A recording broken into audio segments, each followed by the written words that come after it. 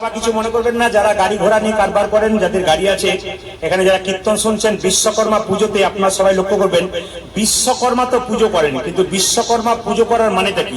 বিষ্ণু পুরাণ বলছে বিশ্বকর্মা হচ্ছে দেবতাদের শিল্পী। মায়েরা, দেবতাদের শিল্পী হচ্ছে বিশ্বকর্মা।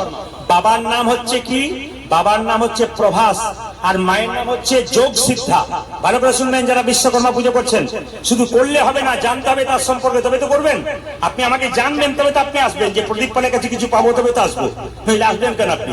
সবাই লক্ষ্য করুন, বিশ্বকর্মা বাবার নাম হচ্ছে প্রভাস আর মায়ের নাম যোগসুদ্ধা।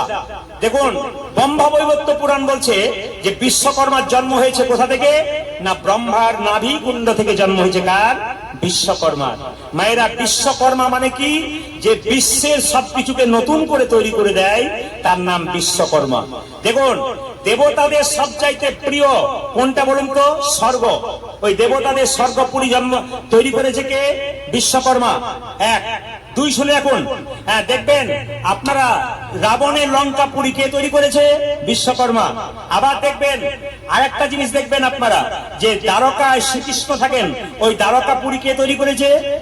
আমাদের কে তৈরি করেছে বলুন তো? বিশ্বকর্মা। আবার লক্ষ্য করবেন, বিশ্বকর্মা তৈরি করেছে পরশুরামের কুঠারটা, রামের হাতে যে ধনুষ আছে সেটা তৈরি করেছে, ভগবান শ্রীকৃষ্ণের হাতে যে সুদর্শন চক্র আছে ওটা তৈরি করেছে কে? না, আমাদের বিশ্বকর্মা। বিশ্বকর্মার স্ত্রীকে, ভক্ত প্রহ্লাদের যে মেয়ে, তার নাম বিরোচনা, তার সঙ্গে কিন্তু বিশ্বকর্মার বিয়ে হয়েছে। এগুলো যাদের গাড়ি ঘোড়া আছে তাদের প্রথম শুনতে হবে। এগুলো না জেনে বিশ্বকর্মা পুজো করলাম তা বলে হবে না। যাকে পুজো করবো তার সম্পর্কে জানবো। ওই জন্য আগামীতে বিশ্বকর্মা পূজা আছে, ইউটিউবের মাধ্যমে আপনারা দেখতে পাবেন। আজকে বলে দিলাম, সবাই শুনে রাখুন, বিশ্বকর্মার স্ত্রীর নাম হচ্ছে বিরোচনা, ভক্ত প্রহ্লাদের কন্যা। বিশ্বকর্মার একটি ছেলে ছিল, তার নাম ময়দানব। ও ছিল ওষুধের শিল্পী, আর বিশ্বকর্মা ছিল দেবতার শিল্পী। আচ্ছা, বিশ্বকর্মা কটা হাত? জোরে বলুন মায়েরা, কটা হাত? দুটো না তিনটে? জোরে বলুন। তিনটে। যাক, আপনারা খুব জানেন।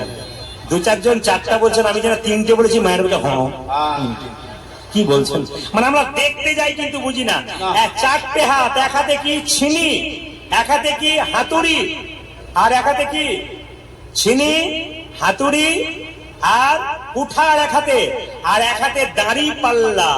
আচ্ছা, এইবার বলুন তো, বিশ্বকর্মার হাতে দাড়ি পাল্লা কেন থাকলো? শিক্ষামূলক কথা। বিশ্বকর্মা পুজো দেখতে যাবেন, আপনি পুজো করবেন, জানবেন না বিশ্বকর্মার হাতে দাড়ি পাল্লা কেন?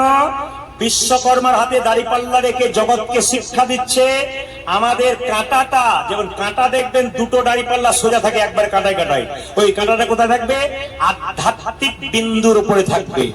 দুটো দাড়ি পাল্লা কি? একদিকে জ্ঞান, একদিকে কর্ম, দুটোই জীবনে সমানভাবে রাখতে হবে। বিশ্বকর্মা দেখালেন জ্ঞানও রাখতে হবে, কর্ম রাখতে হবে। যদি জ্ঞান অর্জন করবেন, কর্ম বন্ধ হয়ে যাবে, খাবার দাবার বন্ধ হয়ে যাবে। কিন্তু যদি আপনি শুধু কর্ম করবেন, জ্ঞান অর্জন করবেন না, তাহলে আধ্যাত্মিক চিন্তা ভাবনা সব শেষ হয়ে যাবে। ওই জন্য জীবনে তিনি বললেন দুটো পাল্লা ঠিক রাখো। কি? একটা হচ্ছে জ্ঞান, একটা হচ্ছে কর্ম। আচ্ছা মায়েরা, কিসের ওপরে বিশ্বকর্মা চেপে থাকে? ঘোড়ার ওপরে না? জোরে বলুন। হ্যাঁ, ডান দিকে সব পাকা আছে হাতির ওপরে, মাঝে সব টাকা আছে। তুই বলো, বলছে তুই বল, আমি বুঝতে পারছি, খোঁজাখুঁজি করছে। কিসের ওপরে থাকে মায়েরা? হাতির ওপরে। প্রথম কলকাতাতে হাতির ওপরে পুজো করেছিল বাহন দেখে, একমাত্র তার নাম হচ্ছে হরসিত রায়। এই হরসিত রায় কিন্তু প্রথম পুজো করেছিলেন কলকাতাতে হাতিকে বাহন দেখে।